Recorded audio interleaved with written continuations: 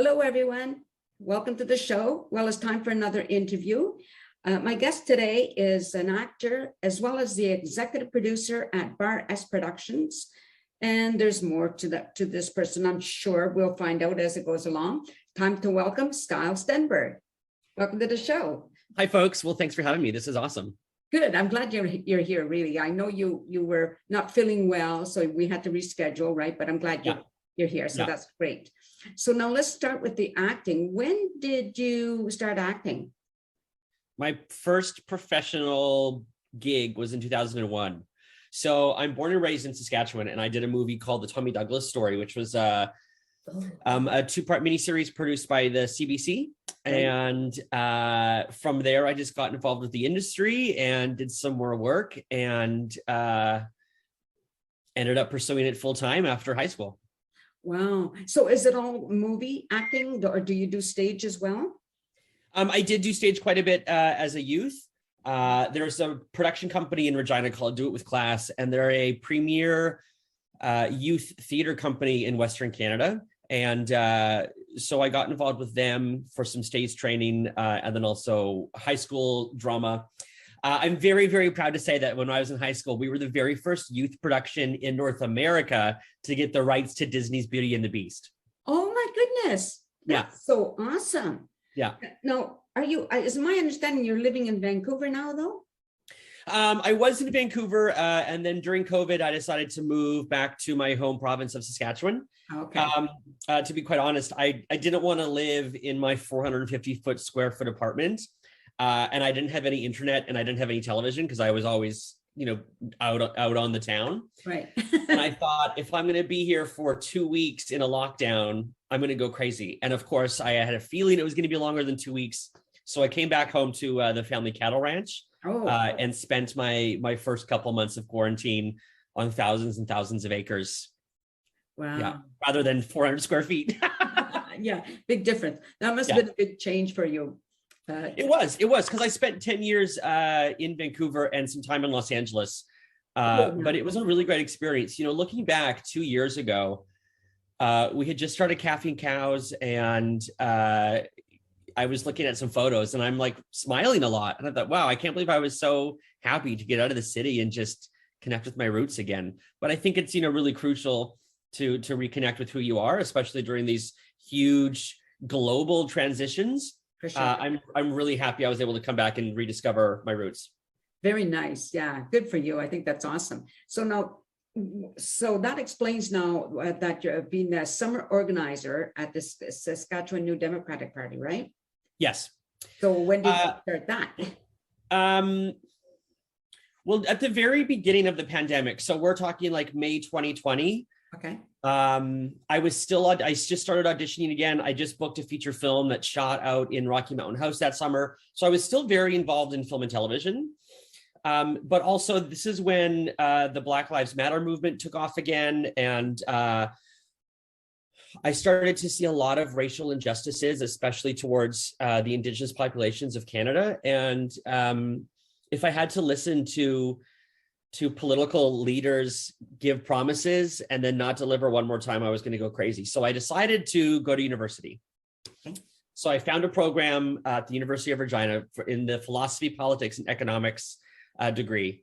It's one of a kind. And during that, I really I fell in love with policy development, and I fell in love with partisan politics. So this opportunity came up to work with the Saskatchewan NDP for a summer as a summer organizer. And I had to jump on board to start working with folks. And what that has done is it's given me the ability to have honest conversations with people in government in this moment that are making decisions. I am so happy that I can pick up my phone and I can call an MLA or people that are lobbyists or people that work in government in caucus office and really have some great conversations.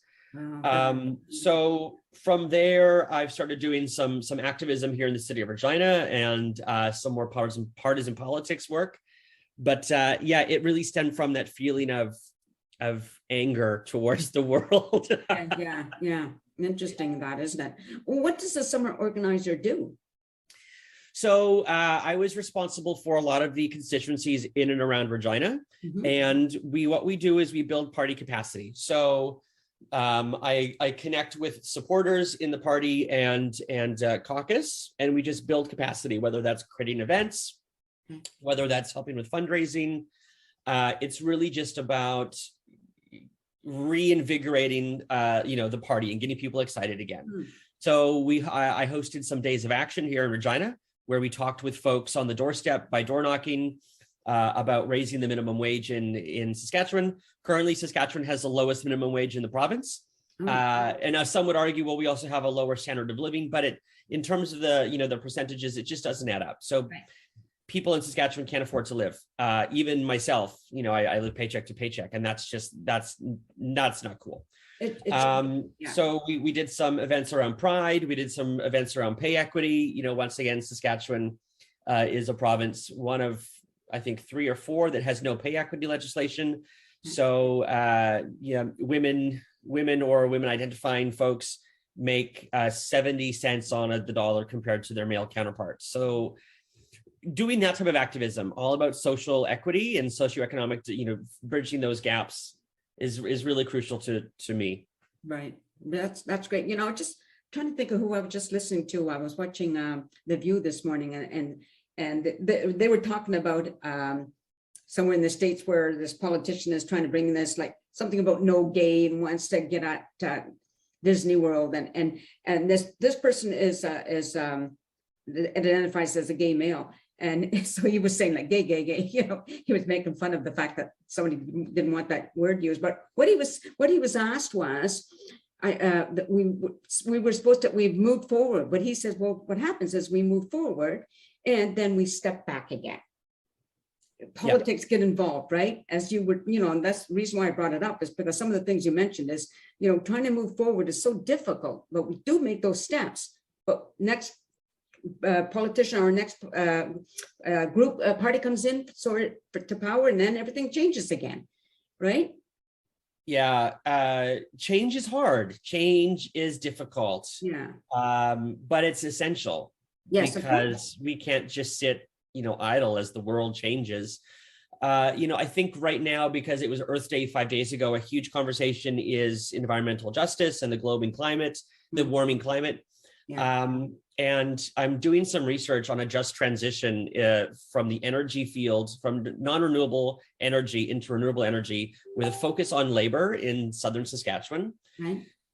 And people know that this has to happen, and people understand it, but it's really hard to just take that leap of faith. Yes. And follow through, whether we're talking about the energy sector, whether we're talking about Indigenous reconciliation, whether we're talking about marginalized communities like 2S LGBTQ or gender diverse folks.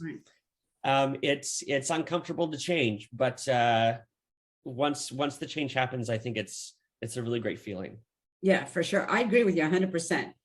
Now we're going to switch topics because I want to find out about Bar S Productions. What is Bar S Productions? Bar S Productions is my own independent production company that specializes in, it used to specialize in live theater. When I lived in Vancouver, I produced a lot of independent live theater. And now we're shifting gears into film and television. So at the beginning of the pandemic, once again, I was stuck in my apartment, or not my apartment, my mom's apartment here in Regina, and kind of rebranded the company. So the name Bar S actually comes from my roots. So in the spring, after you're done calving, you to identify your cattle from everyone else's, you put a brand on them. Right. So our family brand growing up was a Bar S. So the whole name Bar S Productions is an homage to my roots. Very good. So have you produced anything so far, like what that you can tell us about, that you can talk about? Yes. I'm actually, I'm on my way to Florida in 2 days for the world premiere of a film that I executive produced with one of my counterparts from Vancouver. It's called Ghosts of Yesterday. We have an all-star cast. Georgina Lightning, it was kind of our A-lister, who's a fantastic internationally known Indigenous actress. and then also a newcomer to the scene, Madeline Setzer. And we shot it in Regina during COVID when it was -40. We're going to be we're having a world premiere in Florida on Friday. So I'll be on Saturday, my mistake, on Saturday. Right. And then also we are nominated for Best Scripted Film at the Yorkton Film Festival. The Yorkton Film Festival is the longest running film festival in, I want to say North America, but it might be Canada. Okay. But it's a very prestigious event for films and filmmakers in Canada. So I'm very, very excited about that. Well, yeah, it sounds awesome. You know, there's a few other details that I wish I could share, but I just can't right now. Okay. I'm in some negotiations to gets the rights to some very, very popular and famous Canadian authors. But you're going to have to come back on the show and talk about it. Absolutely. At that point, right? So yeah, I'm sure the books your audience would be familiar with. All right, cool. So why Florida?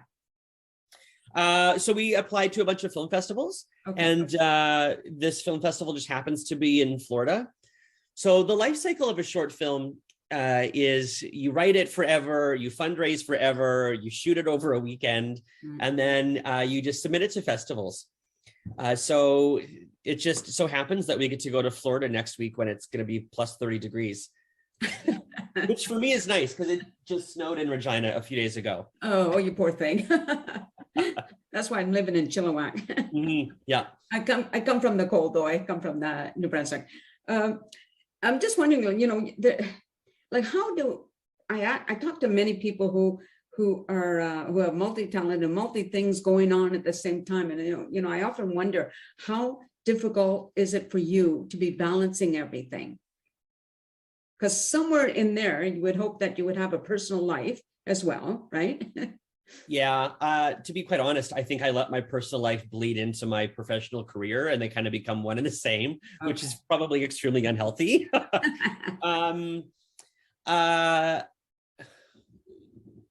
Before I started doing more executive producing, I did a lot of line producing. And line producers manage the budget and they manage the schedule. So I'm very used to very rigorous time management and making sure that everything is done. I think that's what, you know, helps me get through each day, is just looking at a task and going, okay, what is the bare minimum that I need to do to get this task done? And then if I have time to, you know, put the cherry on top, then I will. Right. So for example, today, I had an audition earlier today where I had to do some dancing and singing in it. Then I had to quickly finish up an economics paper about a just transition in the energy sector. And now I'm having this conversation later tonight. I have a meeting with the NDP about something else. So it's just looking at my schedule and going, okay, what is the most immediate task that needs to get done? Well, I'm wondering now, because I'm a person who's always worked well under pressure. Actually, I work better under pressure. Are you that way as well? Yes. Yeah, definitely. Yeah, because if I don't have to do something I don't, you know. Yeah. So I try to find things to keep me busy purposely for that. Right? Well, I just think it's better to be productive. Yeah. No matter what it is, you know, like sometimes I'm knitting, but at least I'm making something. Totally. Right? Totally. Okay, so you've got the premiere in Florida, right? And all these other things in works. What is there anything else that's immediately or in the near future that's coming up? Not really. This is going to be the first summer where I don't have anything planned. Okay. Or kind of a job. So I am taking a 4-week holiday with my mom. We're going to Europe. Oh, nice. For a family wedding and then just some extra time. So that's about it. You know, just planning a trip and going to see some sites. Very good. Yeah. You worked at one time at Random Bench. What's that? Yeah. So Random Bench Productions is a film production company. Liz Levine is one of their executive producers, and Adrian Salpeter. Okay. And I worked with them doing coverage. So basically, I would read scripts that were submitted to the company and provide feedback to the executive producing team.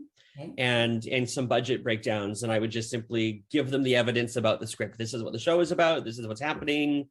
Right. So they didn't have to sit down and read the full scripts, because they would get quite a few scripts a day. Ah, I see. Okay. Now you also studied at the Vancouver Academy of Dramatic Arts. Yes. So after high school here in Saskatchewan, I did work on some movies out here in Saskatchewan. And I realized that if I wanted to make it into a full-time career, I had to get some better training. So I looked to Vancouver and Toronto, and I applied to schools in both. Mhm. And then just my heart told me to go to Vancouver. So I ended up going to Vancouver and studying at the Vancouver Academy of Dramatic Arts. Okay.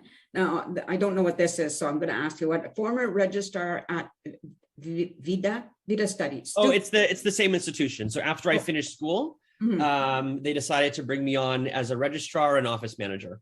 So I was there for a year and a half, working with students, working with curriculum, and developing some programming. Very good. All right, that sounds really good. So I think I'm gonna quit for now. Quit. You know what? Yeah. Sometimes my brain just goes blank. I know what I mean, and I think you know what I mean. Hopefully the Yeah. audience knows what I mean. So just hang on while I say goodbye to everybody. Sure. So everybody, style. I find the reason why I invited Style on the show is I saw, like I was telling him earlier before they started taping, that Facebook says people you might know. So perhaps we have somebody in common, and I like to look at people's profile, and it's like, okay, I haven't had somebody on who does that type of thing. So that's, for me, it's really interesting. So Style, thank you again for being here, and thank you everybody for watching. Hope you enjoyed this show, and if you like it, please share, and take care. Be nice. All right, just be nice, and peace out, everyone. Thanks. Bye. Bye.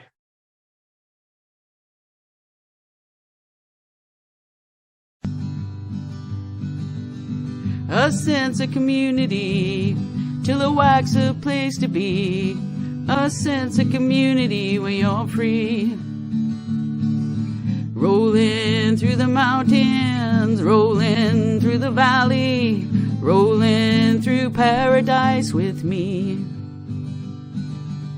It's multicultural, you're sure to see it all. Chilliwack's the place to be, you'll see. Come party in the park, go dancing after dark. Chilliwack's the place to be, you'll see.